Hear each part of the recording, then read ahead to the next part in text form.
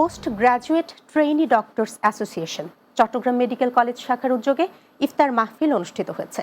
Chittagong medical কলেজে অনুষ্ঠিত ইফতার মাহফিলে প্রধান অতিথি ছিলেন চট্টগ্রাম মেডিকেল কলেজ হাসপাতালের পরিচালক brigadier general doctor Taslim Uddin. সংগঠনের সাধারণ সম্পাদক ডাক্তার মোহাম্মদ মোনায়েম ফরহাদের সঞ্চালনায় এবং ডাক্তার তানভীর হাবিবের সভাপতিত্বে বক্তব্য রাখেন চট্টগ্রাম মেডিকেল বিশ্ববিদ্যালয়ের syndicate member doctor Khurshid Jamil Chowdhury, শ্রমিক অধ্যক্ষ অধ্যাপক ডাক্তার মোহাম্মদ জসিমউদ্দিন সহ সংগঠনের অন্যান্য সদস্যরা। পবিত্র রমজান উপলক্ষে চট্টগ্রাম জেলা বিএনপির পক্ষ থেকে অসহায়দের মাঝে ইফতার সামগ্রী বিতরণ করা হয়েছে। মহানগর স্বেচ্ছাসেবক দলের যুগ্ম সাধারণ সম্পাদক ওয়াকিল হোসেন বগার পক্ষ থেকে ১৩ নম্বর পাহাড়তলী ওয়ার্ডের বসবাসরত অসহায় ২,০০০ পরিবারের মাঝে ইফতার সামগ্রী বিতরণ করা হয়। এতে প্রধান অতিথি ছিলেন Chittagong city mayor doctor Shahadat Hossain. প্রধান বক্তা ছিলেন পাহাড়তলী বিশ্ববিদ্যালয় কলেজের অধ্যক্ষ শ্যামল কান্তি মজুমদার সহ বিএনপি ও এর অঙ্গ সংগঠনের নেতৃবৃন্দ। চট্টগ্রামে টেরি বাজার ব্যবসায়ী সমিতির উদ্যোগে ইফতার মাহফিল অনুষ্ঠিত হয়েছে। নগরের একটি কনভেনশন হলে অনুষ্ঠিত ইফতার মাহফিলে প্রধান অতিথি ছিলেন জামাতে ইসলামী চট্টগ্রাম মহানগরীর আমির শাহজাহান।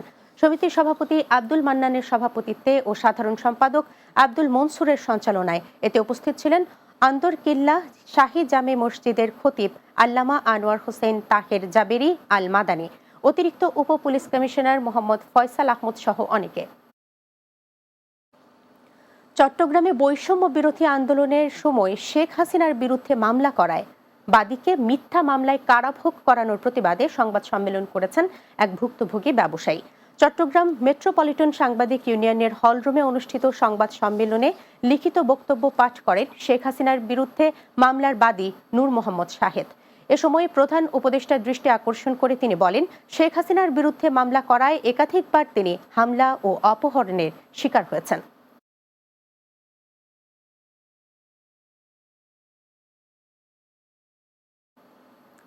শেষ করব দিনের বাংলা, যাবার আগে সংবাদ শিরোনামগুলো জানিয়ে দিচ্ছি আরো একবার।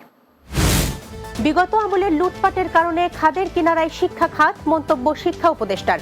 সংকট কাটাতে সুশাসন প্রতিষ্ঠা সহ সংস্কারে মনোযোগী হবে সরকার।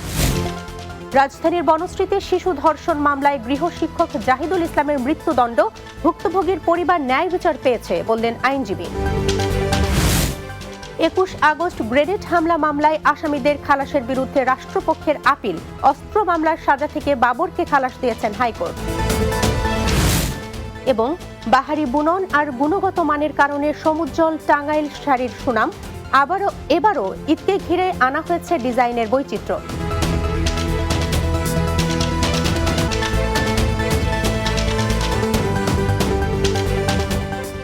এই ছিল দিনের বাংলায়।